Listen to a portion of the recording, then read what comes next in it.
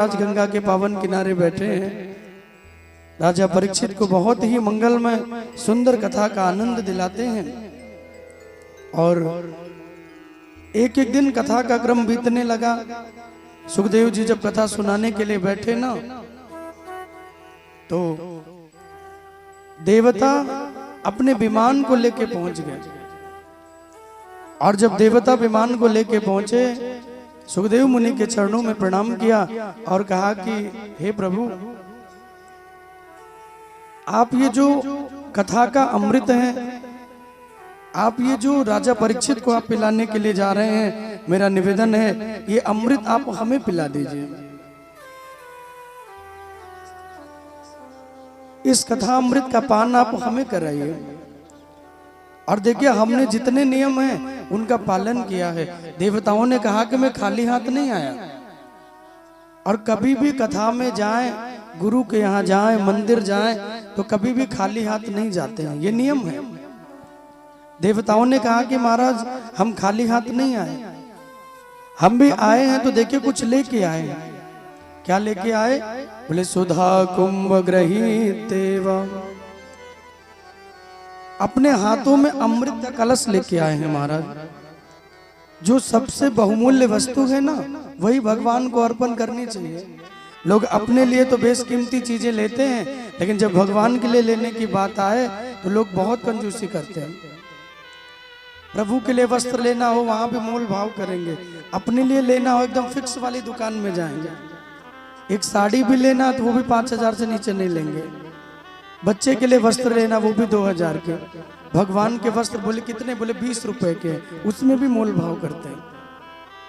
अरे लूट रहे हो महाराज, 10 के दे दो, 5 के दे दो, अच्छा चलो 20 में 4 दे दो, वहां भी मोल भाव करते हैं।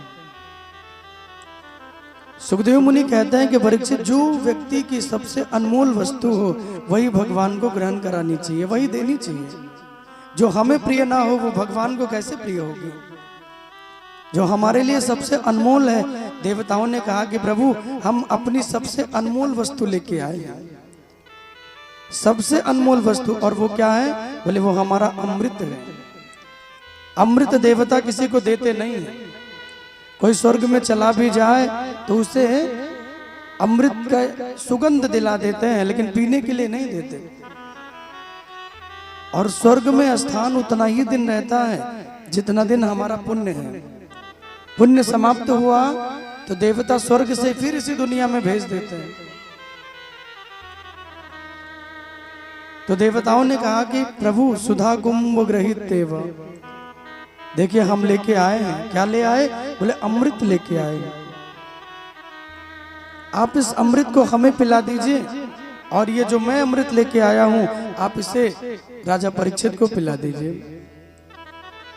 परीक्षित जी को श्राप लगा है, 7वें दिन तक्षक नाग डसेगा, उनकी मृत्यु होगी। ये अमृत वो पी लें, वो हमेशा के लिए अमर हो जाएंगे, उन्हें कभी मरना ही नहीं पड़ेगा, वो कभी मरेंगे नहीं। जो अमृत पान कर ले वो अमर हो जाता है। सुखदेव मुनि कहते हैं कि राजन, भगवान की कथा कोई क्रय विक्रय के लिए नहीं है। कथा तो उसी को मिलती है जो प्रेमी जन है।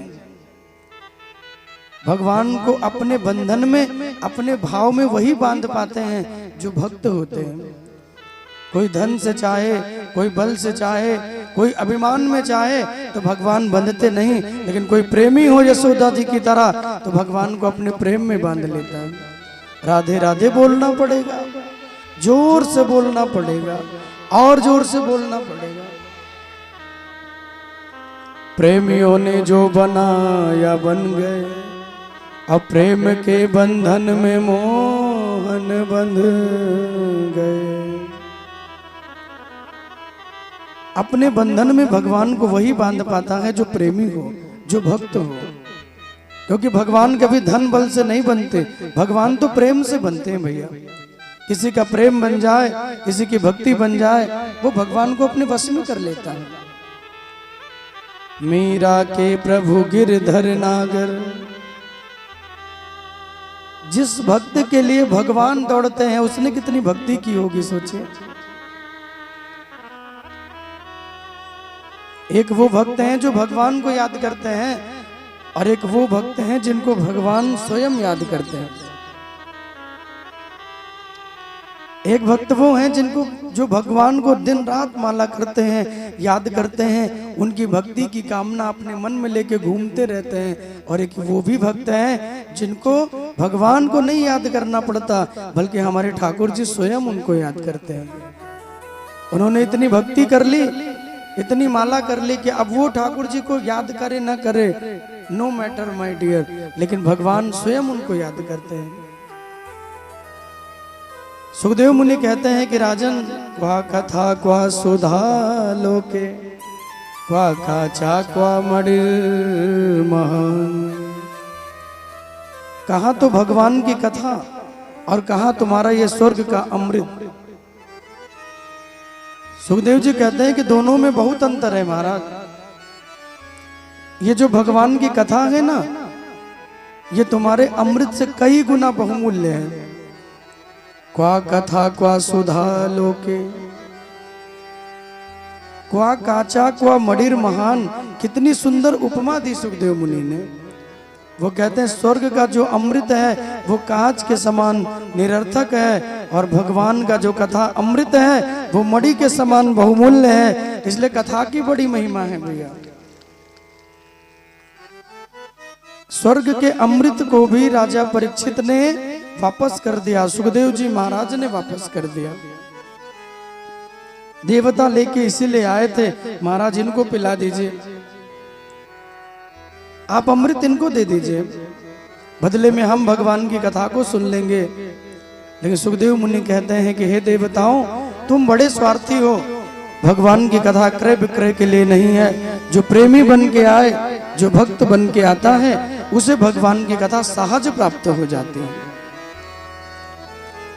देवताओं को खाली हाथ लौटा दिया, और जब देवता जाने लगे तो परीक्षित जी मिल गए।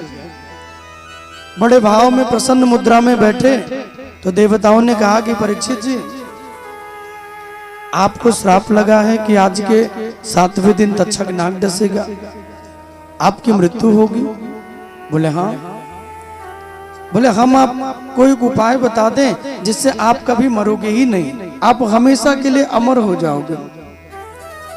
परीक्षित ने कहा वो कैसा उपाय है? तो कहते हैं कि हम स्वर्ग के अमृत को लेके आए हैं, आप इस अमृत को रख लीजिए, अपने जीवन में धारण कर लीजिए, इस अमृत को पी लीजिए। बोले इससे क्या होगा? बोले इससे तुम कभी मरोगे नहीं, हमेशा के लिए तुम अमर हो जाओगे।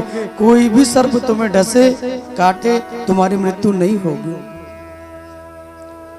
परीक्षित जी के नेत्रों में अश्रु आ गए, और परीक्षित जी कहते हैं कि देवताओं, ये जो कथा अमृत में पान करने के लिए बैठा हूं, ये कौन सुनेगा? तो देवता कहते हैं महाराज, हमारे स्वर्ग में हर चीज है, हर आनंद है, बस एक आनंद नहीं है, भगवान की कथा वहां नहीं मिलती, वो तो मृत्युलोक में ही मिलती है। कि दुर्लभैव कथा लोके सुराणामापि दुर्लभम, दुर्लभैव कथा लोके सुराणामापि दुर्लभम। भगवान की जो कथा है वो बड़ी ही दुर्लभ है। बोले जो देवताओं को नहीं मिलती, सुराणामापि दुर्लभम। आप विचार करिए, दुर्लभैव कथा लोके, महाराज हमको कथा सुनने को नहीं मिलती। हम कितनी भी कोशिश कर लें, स्वर्ग में हर आनंद है, केवल भगवान की कथा ही नहीं है। बाकी स्वर्ग में किसी आनंद की कोई कमी नहीं है। परीक्षित गए, सुखदेव मुनि के चरणों में प्रणाम किया और कहा कि गुरुदेव आप मुझे बताइए इन दोनों अमृत में क्या अंतर है। ध्यान से सुनिएगा। सुखदेव मुनि से पूछते हैं कि इन दोनों अमृत में अंतर क्या है और दोनों अमृत का काम क्या है। अगर मैं स्वर्ग के अमृत का पान करूं तो उससे क्या होगा, और भगवान का कथा अमृत अगर मैं अपने श्रवणों में श्रवण करता रहूं तो उससे मुझे क्या मिलेगा। आप कृपा करके मुझे दोनों बताइए। सुखदेव मुनि मुस्कुराते हुए कहते हैं कि राजन, स्वर्ग का जो अमृत है उसे पीने के बाद तुम अमर हो जाओगे, स्वर्ग में तुमको स्थान भी मिल जाएगा, लेकिन बाद में यही देवता जब तुम्हारा पुण्य समाप्त होगा तुम्हें दोबारा धक्के मार के इसी दुनिया में भेज देंगे। लेकिन भगवान का जो कथा अमृत है, इसे पीने के बाद ना सिर्फ तुम अमर होगे बल्कि मृत्यु का जो डर तुम्हारे अंदर है वो डर भी समाप्त हो जाएगा। और कथा अमृत तो इतनी दिव्य है राजन, इसे पीने के बाद आपका जो 84 लाख योनियों का जो आवागमन है वो भी छुटकारा मिल जाएगा, फिर किसी योनि में आना ही नहीं पड़ेगा, राधे राधे बोलना पड़ेगा, किसी योनि में जाने की आवश्यकता नहीं पड़ेगी। ऊकर सूकर बन के न जाने क्या क्या योनियों में कीट पतंगे बन के हम लोग घूमते रहते हैं, कभी पशु बन के आ गए, कभी सर्प बन के आ गए, कभी कुछ और बन के आ गए। क्या मालूम भगवान कहाँ भेज दे, किस स्थिति में भेज दे, ये कौन जाने, कौन सा स्वरूप दे दे, कहाँ कौन सी योनि मिले, ये कोई नहीं जानता। सुखदेव मुनि कहते हैं कि राजन, स्वर्ग के अमृत को छोड़ दो, तुम कथा अमृत का पान करो, 7 ही दिन में तुम्हारा जीवन का कल्याण होगा। धन्य है राजा परीक्षित। और कोई राजा होता तो कहता लाइए महाराज अमृत पिला दीजिए, मुझे मरना नहीं है, इतना बड़ा राज्य है, इतना धन दौलत है, वो सब कहाँ जाएगा। लेकिन सुखदेव मुनि के शिष्य परीक्षित जी कहते हैं कि नहीं महाराज, हम स्वर्ग के अमृत को नहीं पाना चाहते। देवताओं से हाथ जोड़ लिया, बोले हम भगवान की कथा सुनने के लिए आए हैं और कथा ही मेरे जीवन का कल्याण